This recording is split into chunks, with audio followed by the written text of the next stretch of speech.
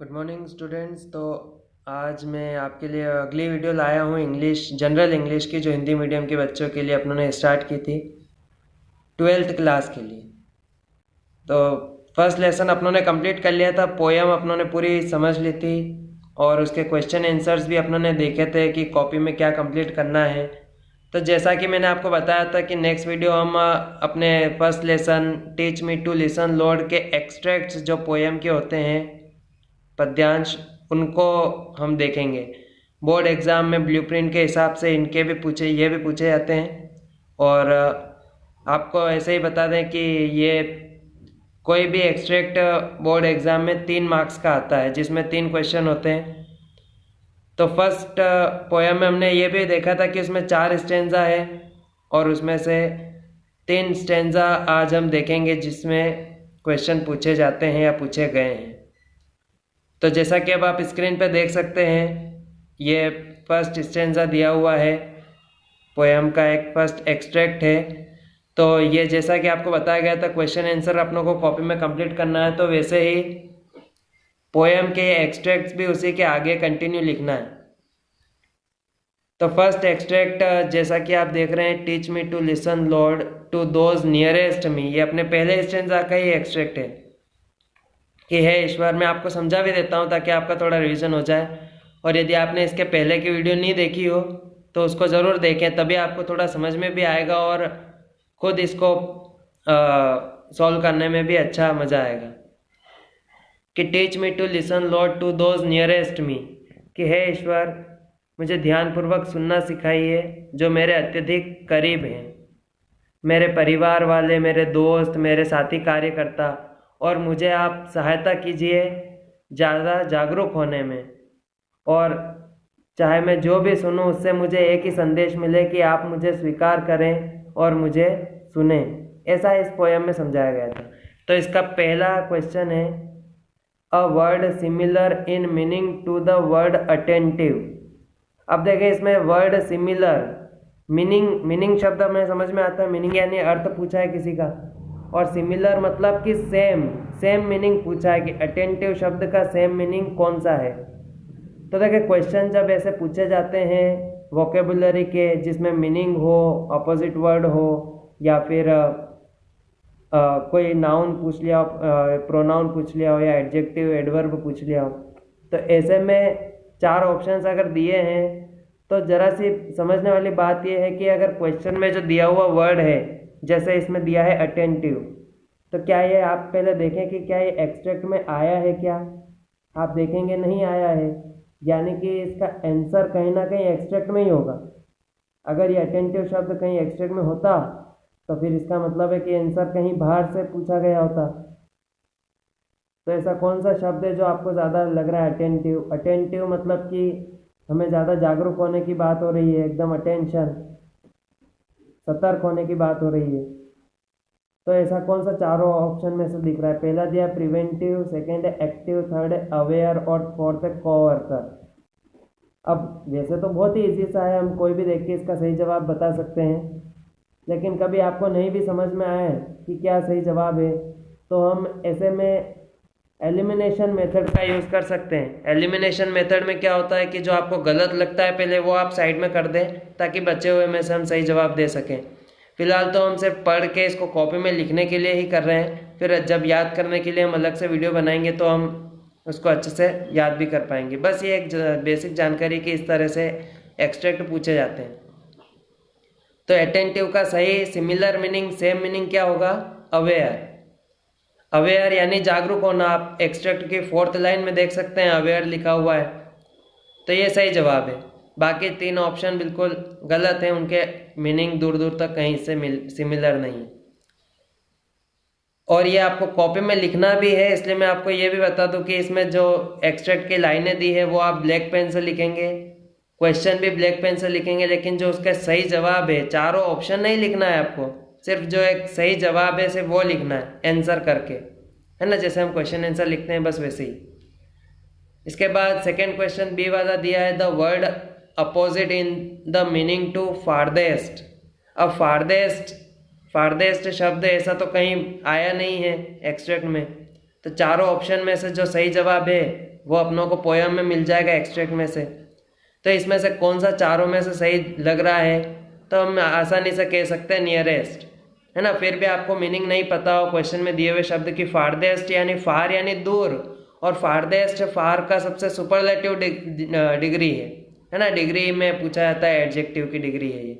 तो फारदेस्ट यानी अत्यधिक दूर, तो ऐसा सिमिलर मीनिंग नियर यानी करीब, लेकिन क्योंकि सुपरलेटिव डिग्री में है तो सुपरलेटिव डिग्री में इसका सही जवाब है। अगर ऑप्शन नहीं दिया होता तो भी हमें इसका सुपरलेटिव डिग्री में जवाब देना होता नियरेस्ट। तो फर्स्ट ऑप्शन सही है। इसके बाद सी वाला क्वेश्चन दिया है, what message do those who are our nearest give us. अगर ये आपको लग रहा है कि कहीं जाना पहचाना सा है क्वेश्चन, तो ये वाकई में ऐसा ही है, क्योंकि ये अपने क्वेश्चन आंसर्स में पूछा गया है। फर्स्ट ही क्वेश्चन है कि वो लोग हमें क्या संदेश देते हैं जो हमारे अत्यधिक करीब हैं। तो ये आंसर आपने कॉपी में लिखा भी होगा, they give the message that they must be listened and must be accepted as they are, है ना। कि वे हमें यही संदेश देते हैं कि हम उन्हें अवश्य सुने और उन्हें स्वीकार करें वे जैसे भी हैं। तो यही अत्यधिक करीब लोग हमसे चाहते हैं। तो ये क्वेश्चन आंसर, वैसे अगर क्वेश्चन पूछा जाएगा पेपर में तो वहाँ 2 मार्क्स का होगा, लेकिन अगर एक्सट्रैक्ट में ये आ गया है पोयम का क्वेश्चन आंसर, तो फिर यहाँ पे 1 मार्क्स से इसका होगा, क्योंकि ये एक्सट्रैक्ट में 1 मार्क्स में ही पूछा जाएगा। इससे हमें ये भी समझ में आ रहा है कि पोयम के क्वेश्चन आंसर सभी इम्पोर्टेंट है, वो अपनों को इधर 1 मार्क्स में भी एक्सट्रैक्ट में भी पूछे जा सकते हैं। तो हम देखते रहेंगे कि कहाँ कहाँ कुछ क्वेश्चन अब तक पूछे भी गए हैं। फिर अगला डी वाला, name the poem from which this extract has been taken. Easy सा ही है, नेम द पोयम, पोयम का नेम बताना है, ठीक है ना। हमें कई बार पोइट का नेम भी पूछा जा सकता है। पोइट हम जानते हैं, पोइट यानी कवि, POET यह स्पेलिंग होती है इसकी। कि एक्सट्रैक्ट जिस पोयम से लिया गया है, जहाँ से लिया गया उस पोयम का नाम बताना है। तो हम जानते हैं teach me to listen lord, और ऐसे एक्सट्रैक्ट में पूछे जाएंगे पोयम के या पोइट के नेम।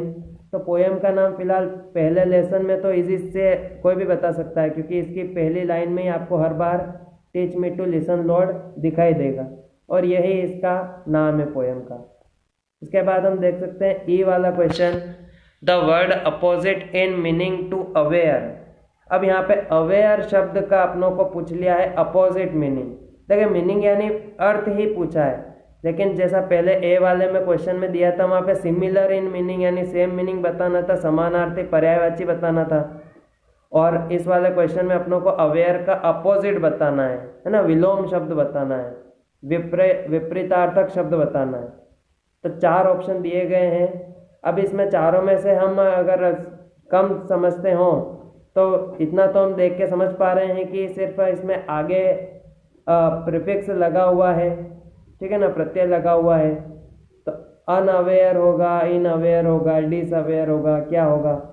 तो इजी सा है, जो जैसा कि इंग्लिश में अवेयर का ऑपोजिट है, फर्स्ट वाला ऑप्शन सही है, अनअवेयर, है ना। आप ऐसा नहीं कि कुछ भी प्रीफिक्स लगा के उसको ज़बरदस्ती उसका अपोजिट बना दे, जो है वही स्वीकार्य होगा। तो फर्स्ट ऑप्शन सही है। इसके बाद एफ वाला क्वेश्चन है, the poet wants us to listen to those, fill in the blank से। बहुत ही इजी सा क्वेश्चन है, नियरेस्ट या फारदेस्ट। तो आप देख सकते हैं एक्सट्रैक्ट नियरेस्ट के बारे में है कि उसको सुनने की प्रार्थना हो रही है फिलहाल इस एक्सट्रैक्ट में। तो यहाँ पे ये सही जवाब है अपना नियरेस्ट। इसके बाद what is the same meaning of the word listen, कि लिसन वर्ड का अपनों को सेम मीनिंग बताना है। जैसा कि लास्ट लाइन में आपको लिसन शब्द दिख रहा है, तो लिसन हम जानते हैं ध्यानपूर्वक सुनने को कहते हैं, यानी सुनने से संबंधित शब्द है ये। तो चारों ऑप्शन में से इजीली हम बता सकते हैं हियर, देयर, वियर या हियर में से कि हियर, फोर्थ वाला ऑप्शन अपना सही है, ठीक है ना। आपको सही सही आंसर ही लिखना है अपनी कॉपी में, तो कुछ भी ऑप्शन नहीं लिखना है जो गलत है या फिर अनावश्यक नहीं लिखना है। एच वाला क्वेश्चन दिया है, what is the opposite of the word friend. तो फ्रेंड का शब्द जैसा कि हम देख सकते हैं कि कहीं भी इस एक्सट्रैक्ट में सेकेंड लाइन में दिया हुआ है। तो इसके जो ऑप्शंस दिए हैं देयर फ्रेंड के, एनिमी, कोवर्कर, ऑप्रेस्ड या एंग्वेज, तो बहुत ही इजी सा है, सभी ने सुना होगा, फ्रेंड यानी मित्र और एनिमी यानी शत्रु। तो यहाँ पे फर्स्ट ऑप्शन ही सही है, एनिमी। वैसे आप जब लिखेंगे तो इसके डायरेक्ट आंसर भी आप नीचे देख सकते हैं, दिए गए हैं, है ना, ABCDEFGH सभी के। इसके बाद हम देखते हैं अगला एक्सट्रैक्ट जो कि दिया गया है।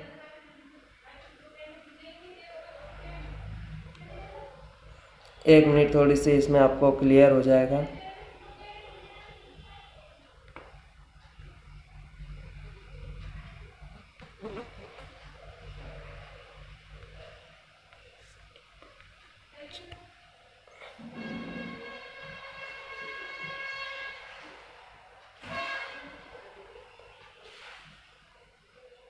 जी, तो ये अगला अपनों को दिख रहा है extract, teach me to listen Lord to those far from me. अब ये हमें पता है कि ये सेकेंड वाला एक्सट्रैक्ट था कि हे ईश्वर मुझे ध्यानपूर्वक सुनना सिखाइए जो हमसे दूर हैं, है ना, जो निराश लोग हैं उनकी हमें धीमी आवाज़ सुनाई दे, जो भूले हुए लोग हैं उनकी हम दलीलें सुन सकें, और जो चिंतित लोग हैं हम उनकी चीखें सुन सकें। ऐसा वो दूर के लोगों को सुनने की प्रार्थना किया गया था कवि के द्वारा कि हम उन्हें सुन सकें।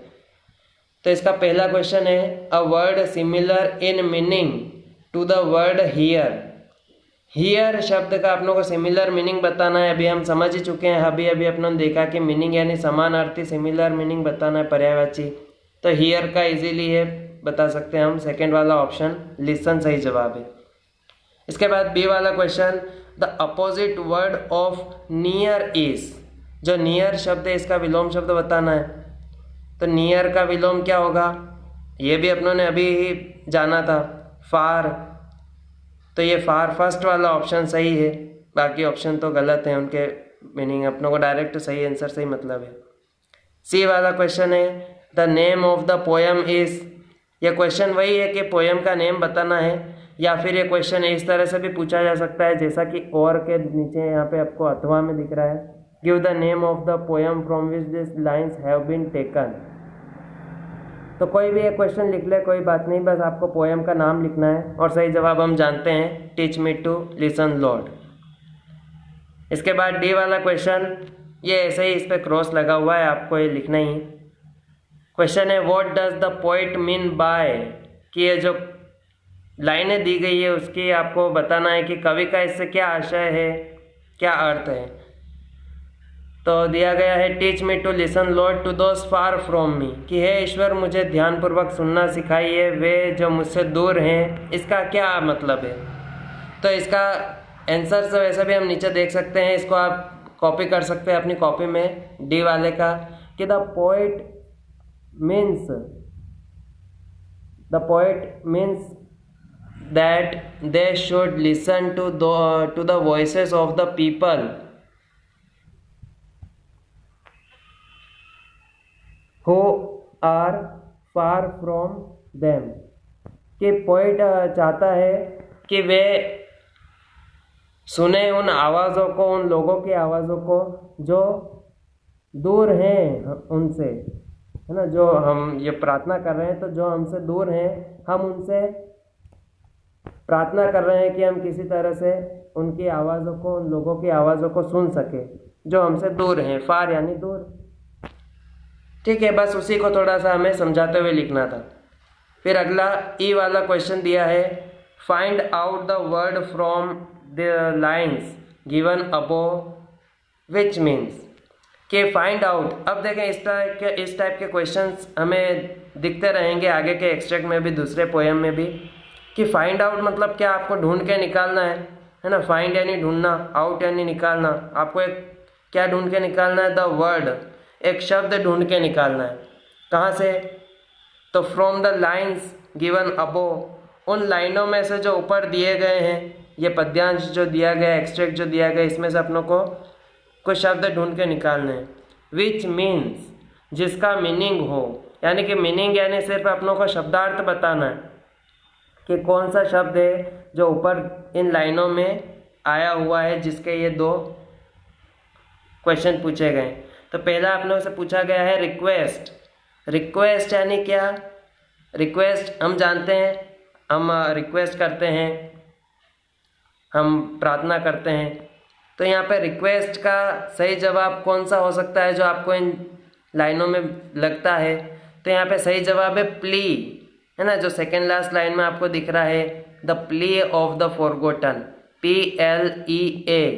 प्ली यानी हम दलीलों को कहते हैं, रिक्वेस्ट को कहते हैं, जो उनके निवेदन हैं उनको कहते हैं।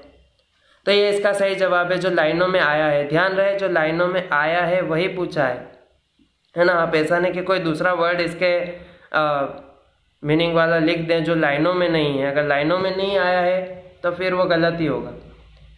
सेकेंड क्वेश्चन ये भी है इसी में साथ में कि people having sewer mental pen, sewer यानी गंभीर और मेंटल पेन यानी मानसिक पीड़ा, दुख की बात हो रही है कि लोग जिन्हें मानसिक पीड़ा हो, ऐसे व्यक्ति को हम क्या कहते हैं जो इन लाइनों में आया है। तो जो अपनों ने पोएम पढ़ी है पहली वीडियो में, उसमें अपनों ने देखा है कि एंग्विश्ड मतलब होता है चिंतित, है ना। चिंता तो मानसिक रूप से ही होगी, मानसिक पीड़ा को ही हम चिंता कहते हैं। तो यहाँ पे the cry of the anguished, anguished word है जिसको हम कहते हैं people having sewer mental pen. तो ये इसके 5 क्वेश्चन है। देखिए किसी एक्सट्रैक्ट में अगर आपको 3 से ज़्यादा क्वेश्चन दिख रहे हैं, जैसा कि मैंने बताया कि 3 ही क्वेश्चन आएंगे, तो ये अलग अलग सालों में थोड़े चेंज होते हुए आए हैं। ये सभी अपने लिए इम्पोर्टेंट है और इन्हीं में से कुछ आगे आएगा, तो इसलिए आप लोगों को सभी लिखना है, ठीक है ना, कुछ भी छोड़ना नहीं है। तो ये अब इसके आंसर्स भी दिए हुए हैं इन सभी क्वेश्चंस के। कभी आपको नहीं दिख रहा हो तो आप इसका स्क्रीनशॉट ले लें जहाँ जहाँ भी आपको लगे कि आपको लिखने में प्रॉब्लम होगी। इसके बाद थर्ड एक्सट्रैक्ट और लास्ट एक्सट्रैक्ट है अपने इस पोएम का। Teach me to listen lord for your voice. अब कहा जा रहा है कि हे ईश्वर मुझे ध्यानपूर्वक सुनना सिखाइए आपकी आवाज़ को। इन बिजीनेस एंड इन बोर्डम, चाहे मैं कितना ही व्यस्त हूँ, कितना ही फ्री हूँ, कितना ही निश्चित हूँ, कितना ही संदेह में हूँ, कितना ही शोर में हूँ या कितना ही शांति में हूँ, मुझे आप ध्यानपूर्वक सुनना सिखाइए। तो इसका पहला ए वाला क्वेश्चन, द अपोजिट वर्ड, वापस से अपोजिट यानी विलोम बताना है साइलेंस का। साइलेंस शब्द आया है अपने इस एक्सट्रैक्ट में सेकेंड लास्ट लाइन में। तो साइलेंस का विलोम हम सभी जानते हैं तीनों ऑप्शन में से, नॉइस, नॉइस यानी शोर और साइलेंस यानी शांति को कहते हैं। बी वाले क्वेश्चन में अब का है चूज द पोइट्स नेम, कवि का सही जो नाम है चुनना है जो इस कविता का कवि है। तो हम जानते हैं अपनों ने पढ़ा है एनोनिमस, है ना, सेकंड ऑप्शन सही जवाब है। और सी वाला है whose voice does the poet want to listen, कि कवि किसकी आवाज़ सुनना चाहता है। इन लाइनों में हम देख सकते हैं हमेशा सेकेंड लाइन में आपको पता चल जाएगा इस पोएम में कि इस एक्सट्रैक्ट में किसको सुनने की प्रार्थना की जा रही है।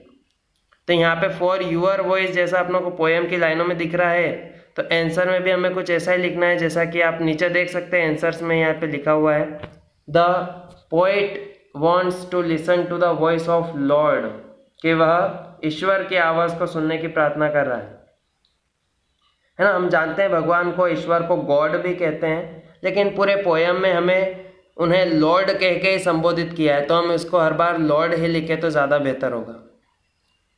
तो ये था अपना first lesson general English MP board के लिए, जिसके एक्सट्रैक्ट हमें पढ़ना और कॉपी में कंप्लीट करना बाकी हैं। तो ये हम कर चुके हैं। अब सभी स्टूडेंट्स इसको अपनी कॉपी में नोट डाउन कर लें, कुछ भी डाउट हो तो पूछें।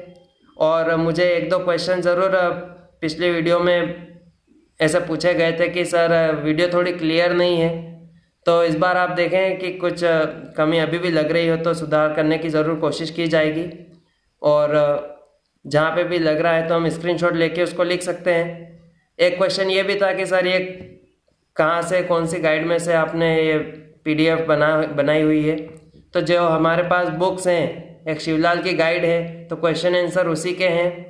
और पीछे उसमें एक्सट्रैक्ट भी दिए हुए हैं, तो उसमें से एक्सट्रैक्ट भी लिए गए हैं। लेकिन कुछ एक्सट्रैक्ट ऐसे हैं जो मुझे दूसरी गाइड में से लेने पड़े हैं, तो आप ये स्क्रीन से देख के ही उसको नोट डाउन कर लें।